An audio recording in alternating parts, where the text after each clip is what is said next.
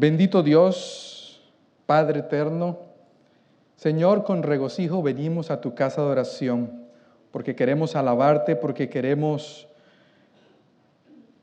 sentir tu presencia, porque queremos, Señor, descargar nuestras vidas y disfrutar de la paz, el amor y la tranquilidad que solo tú das. Señor, esta vida es difícil, esta vida está llena de problemas y dolores, pero al venir aquí, haznos sentir tu paz. Llénanos con tu Espíritu Santo.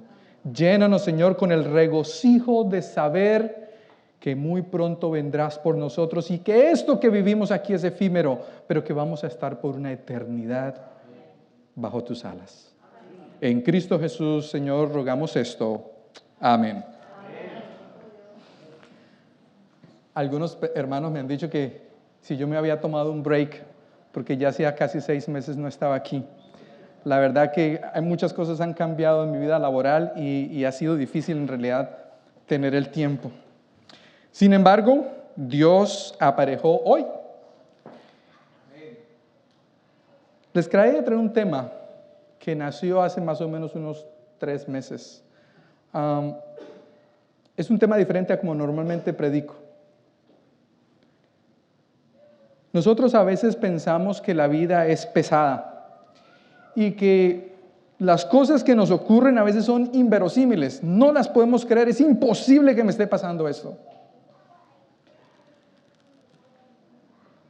Hace más o menos 2 o 3 meses íbamos a un campamento de aventureros.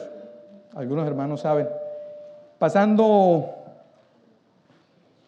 Orlando por el Turnpike, había un área de construcción y no íbamos andando más rápido de 40 millas por hora cuando súbitamente, y le digo esto porque esto suena difícil a veces de creer, entró una llamada a mi teléfono. Yo no contesto el teléfono en el carro, a menos de que esté conectado al carro. Simplemente volteé a mirar qué era.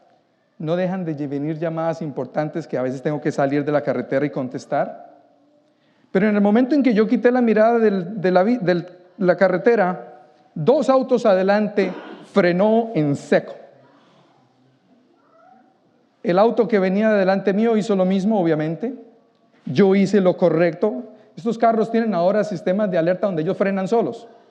Y aún así yo sentí que mi auto no frenaba. Yo llevaría por lo menos unos 3 autos de distancia al carro que tenía enfrente. Y cuando ya me vi que no le iba a poder a frenar, tiré el volante hacia el lado derecho, sabiendo que aquí venía un auto que iba un poquito más atrás. Y toqué el otro auto por toda la esquinita. El auto que yo manejo, o que ese día iba manejando, es un carro grande. El carrito que estaba enfrente mío era un auto pequeño. El auto voló como una pelotica de ping-pong contra la mitad de la carretera y luego rebotó y le pegó al carro que había frenado. Entonces yo me pregunté, Señor, ¿por qué? Yo no voy a un paseo. Yo no me estoy portando mal. De por sí, ese fin de semana estaba de turno y rogué y peleé para poder cambiar el turno. Ese viernes que eran como las 2 de la tarde, solicité a alguien que me cubriera los pacientes que tenían la consulta. Todo para poder estar presente en un evento que creo es importante por la educación de mi hija y un evento espiritual para uno. Entonces yo me preguntaba, ¿por qué? Señor, el trabajo se nos ha doblado. Pedir permiso era muchísimo más doloroso en ese momento. ¿Por qué?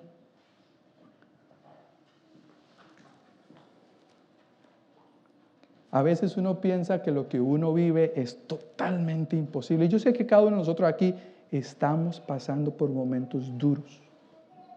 Con nuestra familia, en nuestra salud personal, en la salud de nuestros familiares.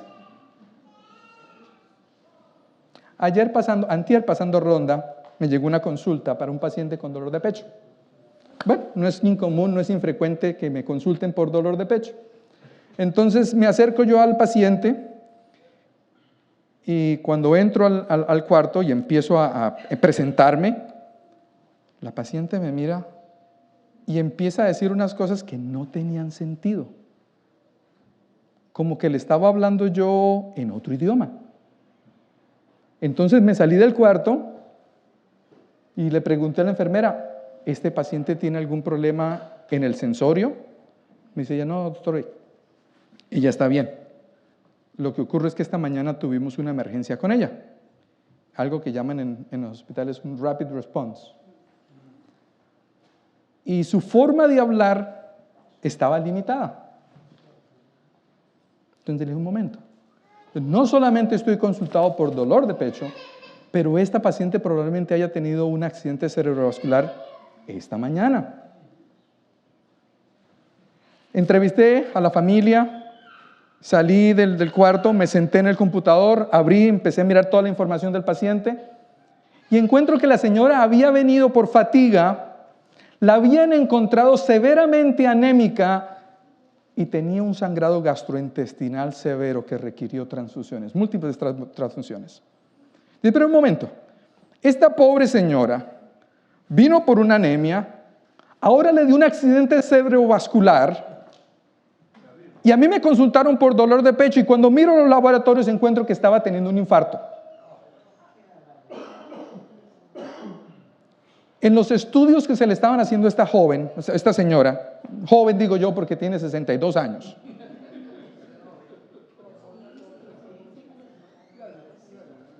Para los que se sienten mayores que son más jóvenes. Encuentro que en una de las tomografías que le habían hecho del abdomen le habían encontrado un cáncer de páncreas metastásico al hígado. Me daban ganas de llorar. ¿Cómo es posible que esta criatura tenga un cáncer terminal, haya venido con un sangrado que casi la mata, le dio un stroke y el problema del stroke y del infarto es que para poderla manejar hay que darle anticoagulantes y obviamente con un sangrado no se puede?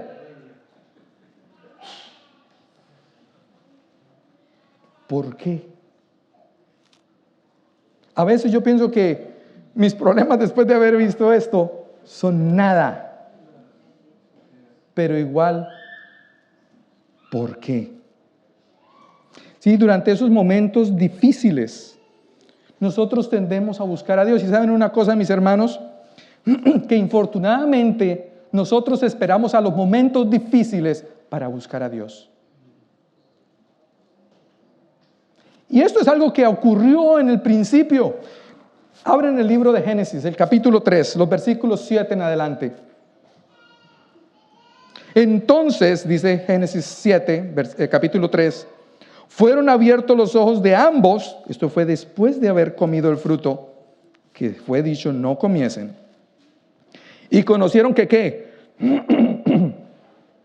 Que estaban desnudos. Entonces cosieron hojas de higuera y se hicieron delantales. Versículo 8, y oyeron la voz de Jehová Dios que se paseaba por el huerto al aire del día, y el hombre y su mujer se escondieron de la presencia de ¿quién? De Jehová Dios entre los árboles del huerto. Mas Jehová Dios llamó al hombre y le dijo, ¿dónde estás tú? Y él respondió, oí tu voz en el huerto y tuve miedo, porque estaba ¿qué? Estaba desnudo, no se había ya cosido delantales y me escondí. Y Dios le dijo, ¿quién te enseñó que estabas desnudo?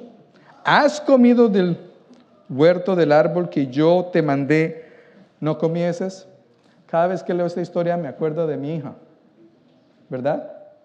A veces los niños hacen cosas y los niños, no. ¿Comiste chocolate y toda la cara untada de chocolate? No. Entonces Jehová Dios dijo a la mujer, versículo 12, y el hombre respondió, la mujer que me diste por compañera me dio del árbol y yo comí. Entonces Jehová, Dios, dijo a la mujer, ¿qué es lo que has hecho? Y dijo la mujer, la serpiente me engañó y comí. Si Adán hubiese buscado la atención de Dios, inmediatamente ese problema pequeño, permítame decirlo de esa forma, que fue Eva haber sido engañada por la serpiente, nada de esto que estamos viviendo hoy estaremos viviendo. La hermana White dice que Cristo hubiese venido ahí mismo y hubiese solucionado el problema que para nosotros, ¿qué hizo Adán? ¿Sabe qué? Yo prefiero no dejarla ella solita, que las consecuencias de ella sean también para mí. Queremos solucionar nosotros los problemas con nuestras propias fuerzas y nos olvidamos que Dios debiese estar primero. Algo interesante que noté hace unas semanas, fuimos a un sitio turístico que se llama el Templo de la Flor Lotus. Es un edificio gigante, una cosa monumental, es como ver el edificio de la ópera en Sydney, pero es un templo. Lo que me llamó a mí la atención es que caminando hacia allá, habían ríos de personas caminando hacia el templo. Entonces yo le pregunté al guía turístico, ¿y qué religión es aquí? Entonces me dice, no, aquí no es ninguna religión. La gente viene aquí a meditar, a orar, cada quien en su propia creencia. Es algo abierto para el público. Pero yo miraba el área, no era más pequeña, era gigante, tendría por lo menos unos 30 o 35 acres. Y el edificio era grande, le cabrían por lo menos unas 1,000 personas, por lo menos. Y cada 5 minutos estaban rotando la gente que estaba adentro. Y la fila no se veía que se acortara. Entonces yo le decía a mi esposa, ¿cómo donde hay necesidad, Dios está primero? ¿Cómo cuando tú tienes el cáncer terminal, Dios existe? Nosotros siempre queremos resolver las cosas por nosotros mismos y nos olvidamos que tenemos un Padre eternal que nos quiere dar todo. Vamos a mirar una historia interesante en el libro de Samuel, segunda de Samuel. Es la historia de David y Absalón. ¿Saben ustedes, mis hermanos, David se casó, por lo que podemos ver, aproximadamente 8 veces? Yo lo admiro, por la paciencia. Se casó primero, claro que sí, usted sabe que es tener toda cantidad de hijos, no por las damas. La primera esposa fue Mical, que era la hija de Saúl. ¿Se acuerdan ustedes? La segunda esposa fue Abigail, era esposa de Nabal y que era una mujer bastante sabia. La tercera esposa se llamaba Naca y ella fue una mujer súper hermosa que él vio cuando estaba peleando contra el reino sirio. Era la hija del rey Talmaí. ¿De quién nació Absalón? Luego él se casó con otras 4 damas que la Biblia en realidad no menciona sino el nombre. Y por último, él se casa con Betsabé, que fue en realidad su amor. Interesantemente, los hijos de David crecieron en opulencia. David, infortunadamente por sus ocupaciones y también por una falta de carácter, no educó a sus hijos a tener restricciones. Luego aquellos jóvenes hacían lo que querían. El hijo mayor de David se enamoró de una media hermana, Tamar, que era hija de esta señora Naca, hermana de Absalón. Y este hombre se empecismó tanto con ella que fue y la violentó. Entonces su hermano pues quedó como con la cizaña de querer hacer algo, pero por ser hermano y ser el hijo mayor del rey, él no hizo nada, por el momento. Dice la hermana White que David debió haber castigado lo que había hecho su hijo mayor. Pero él estaba en esos momentos demasiado estresado con las guerras, con los problemas que tenía, que no lo hizo de la forma debida. 2 años más adelante, en una fiesta, Absalón, el hermano de Tamar, fue el actor intelectual, pongámoslo de esa forma, de la muerte del hijo mayor de David. Y una vez esto ocurrió, el hombre huyó y se fue a donde su abuelo, el rey Talmaí, y allá se quedó por otros 2 años, hasta que Joab hizo contactos, porque Absalón era un hombre que tenía porte de rey, era un hombre hermoso. Y digo yo esto, que la mamá era hermosa porque David era simpático, cuando ustedes escuchan las descripciones del rey David. Pero este hombre era espectacularmente simpático. Tenía una cabellera que cuando usted mira lo que pesaba la cabellera cada vez que se la cortaba, y se la cortaba una vez al año, 30 ciclos, eso era bastante.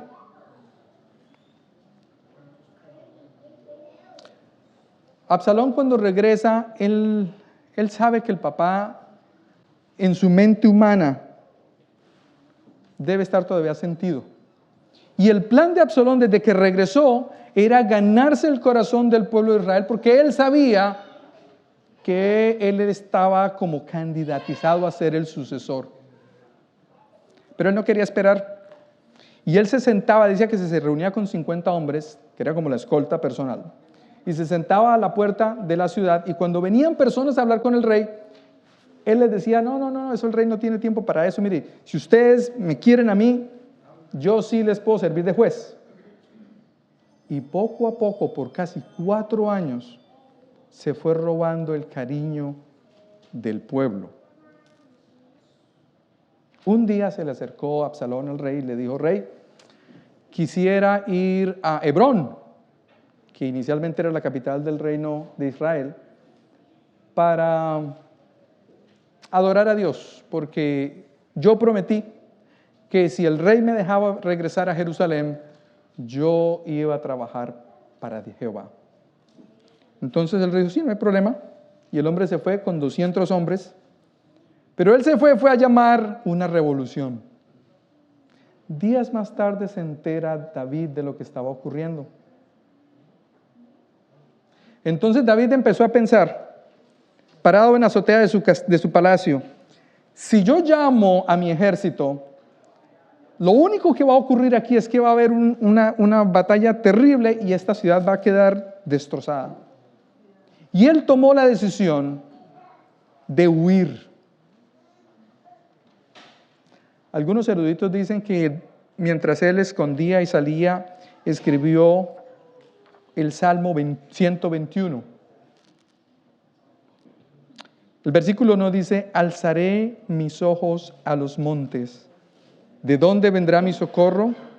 Mi socorro viene de Jehová.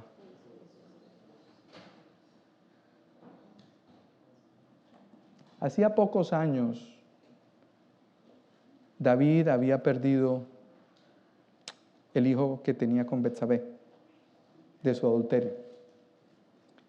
Y él la carga todavía la sentía.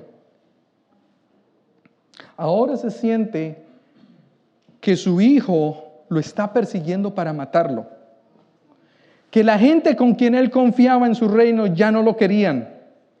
Como que todo se le estaba viniendo encima, y cuando él caminaba por esos valles, los paganos antes se hacían en los puntos altos de esas montañas, hacían sacrificios a sus dioses y rogaban por la bendición de ellos. David sentía que había perdido el favor de Dios con lo que le estaba pasando. ¿Por qué? Y escribió, alzaré mis ojos a los montes. Si yo no encuentro la solución aquí, tengo que encontrarla por mis medios. Pero él recapacitó.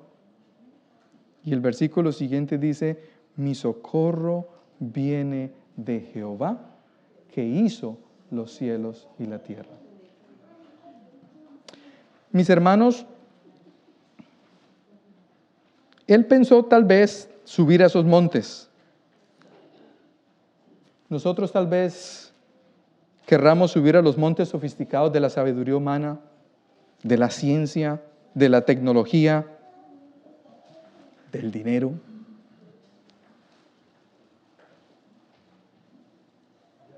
Yo miraba tanta gente ir a ese templo de Lotus sabiendo que en ese país hay tanta pobreza.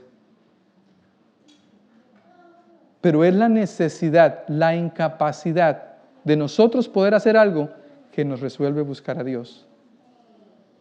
¿Necesitamos llegar a ese extremo?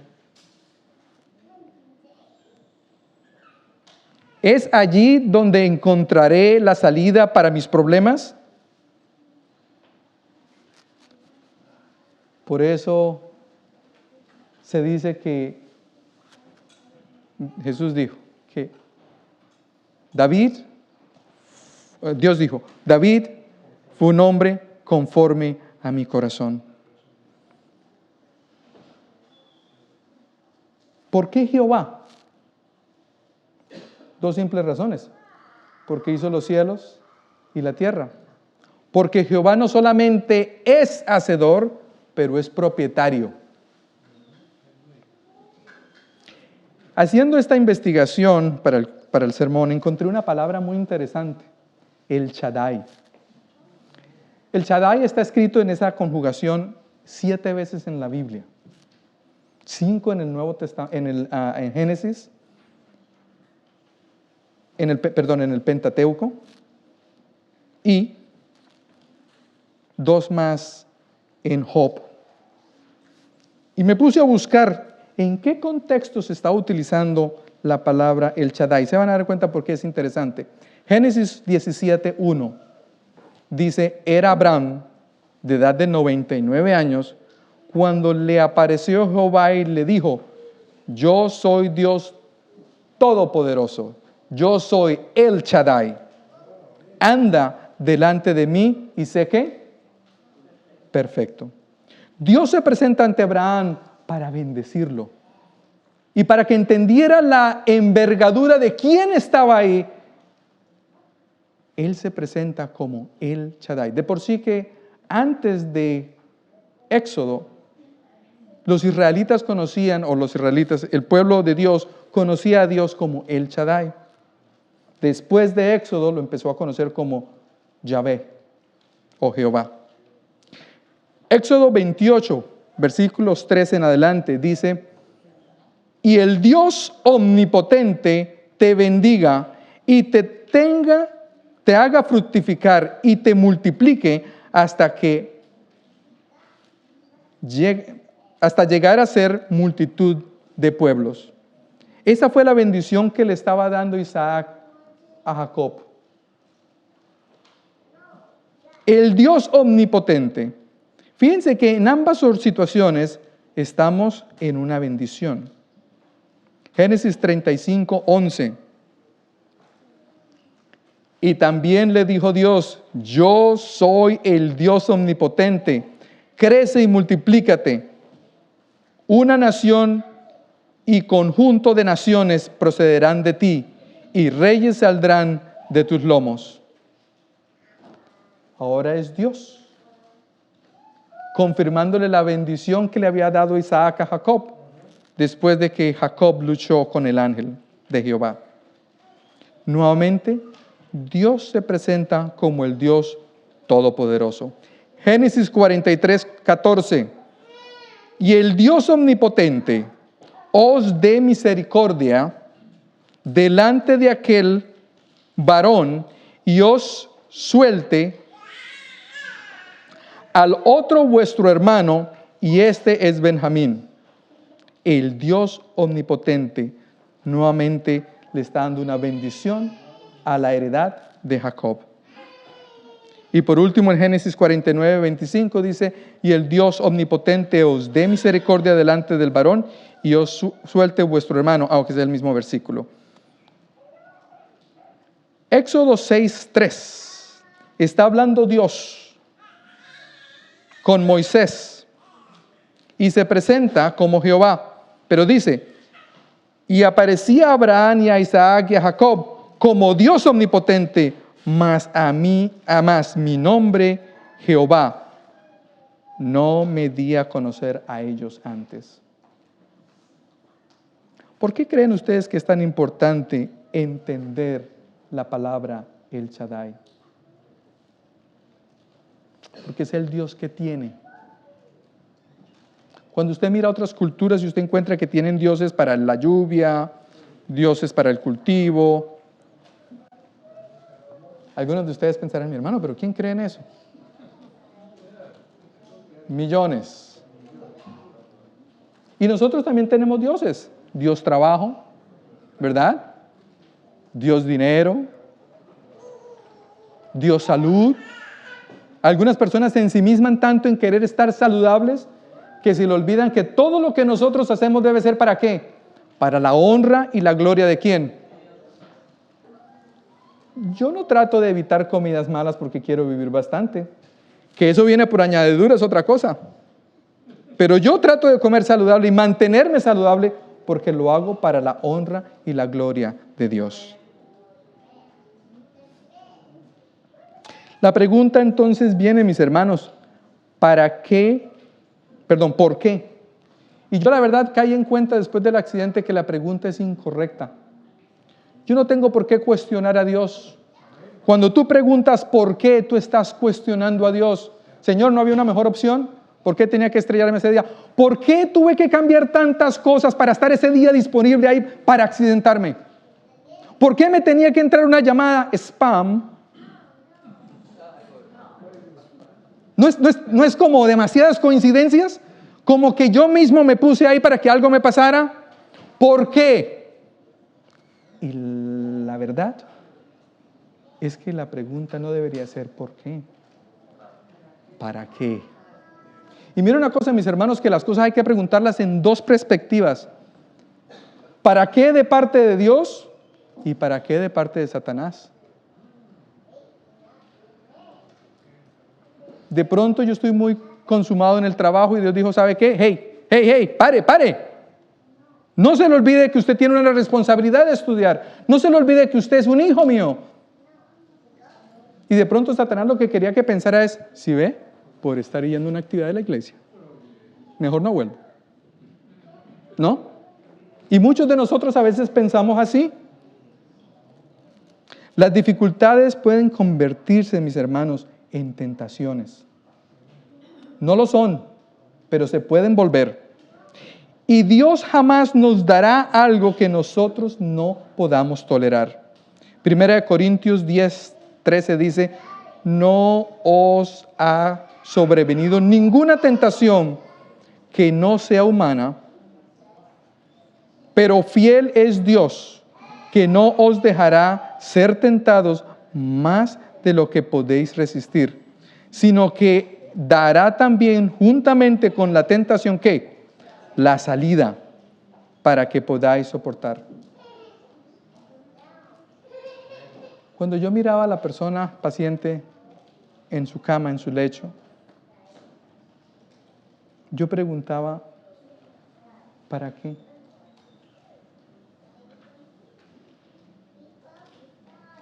¿Por qué yo debía estar ahí? ¿Para qué yo debía estar ahí? Estaba en mi primer rotación de medicina interna cuando estaba en Colombia, terminando medicina. Estaba de turno, 5:30 de la mañana, me llaman. Doctor, este paciente acaba de tener un sangrado masivo. Pues uno, ¿qué voy a hacer? Corramos a ver cómo está el paciente. Tomen signos vitales, miramos. Llegué. Ese señor llevaba cerca de 2 semanas en el hospital que no nos hablaba. Tenía una encefalopatía secundaria a un hígado cirrótico. Y cuando yo llegué a verlo, el hombre abrió sus ojos y me habló. Entonces yo me senté al borde de la cama, la sangre todavía estaba ahí, en el piso, y le empecé a preguntar cómo se siente, cómo está, le tomé los signos vitales, un poquitico taquicárdico, pero el resto estaba estable y lúcido como nunca lo había estado.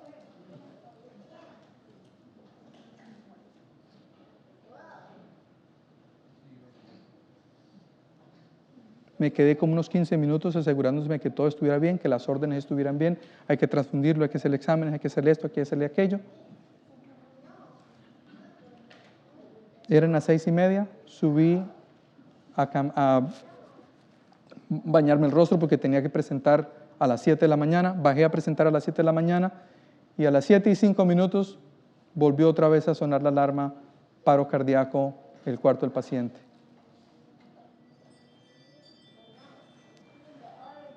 Aún me acuerdo del rostro de ese caballero. ¿Saben por qué? Porque Dios me dio la oportunidad de hablarle de Dios. Ustedes se ponen a pensar, si miran la perspectiva de las cosas como son, ¿para qué nosotros estamos hoy acá? Mire cuántos sermones se han predicado acá y uno sale y como que...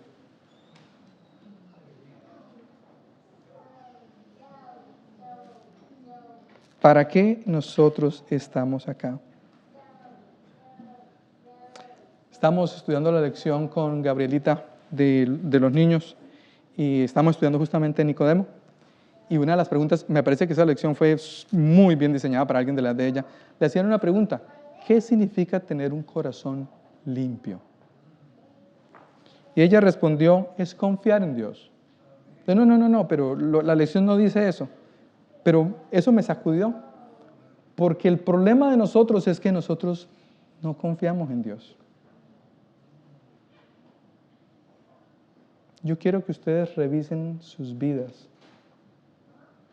y empiecen a confiar en el Shaddai, en el Dios que tiene, en el Dios que puede. Alzaré mis ojos a los montes, dice Salmos 121. ¿De dónde vendrá mi socorro? Mi socorro viene de Jehová, que hizo los cielos y la tierra. Y escucha lo que sigue diciendo. Empieza el salmista a darle razones para confiar. No dará tu pie al resbaladero, ni se dormirá el que te guarda. He aquí, no se adormecerá ni dormirá el que guarda a Israel. Jehová es tu guardador, Jehová es tu sombra a tu mano derecha. El sol no te fatigará de día, ni la luna de noche. Jehová te guardará de todo mal. Él guardará tu alma. Jehová guardará tu salida y tu entrada de ahora y para siempre. Hagamos ese salmo nuestra vida diaria. Miren, mis hermanos, nosotros nos equivocamos. Algunas personas piensan que el perfeccionismo no puede ser por nuestras obras. No. Pero si usted cree en realidad en Dios, esto lo he dicho varias veces, Dios nos dejó el Espíritu Santo para hacer los mismos milagros que Cristo hizo. Y no los hacemos porque no confiamos. Y este servidor primero. Esto es algo que va más allá del intelecto, mis hermanos. Esto va más allá de lo que su mente puede computar. Esto tiene que ir en la fe ciega, en la fe que todo lo cree. Cuando uno le está hablando y le dice, mis hermanos, es que Dios quiere que seamos perfectos. No, hermanos, eso no se puede. Sí, es cierto, no hay perfecto ni uno, dijo Pablo. Porque es que nosotros no confiamos. Pero hay que confiar. Ese en realidad es el detalle. Hay que confiar. Los voy a invitar, mis hermanos, a que nos coloquemos en pie. Vamos a tener una palabra de oración. Porque confiar en Dios, en el Dios Todopoderoso, va a ser nuestra labor esta semana. No respondan, no alcen la mano. Pero simplemente para que me entiendan. Desde el accidente, yo no salgo de la casa sin orar. Y no porque eso sea parte de la confianza en Dios, pero tengo que poner a Dios primero. Nosotros necesitamos confiar en Dios como primera fuente de solución. Oremos. Bendito Dios y Padre Celestial, la honra y la gloria sea para ti ahora y por siempre.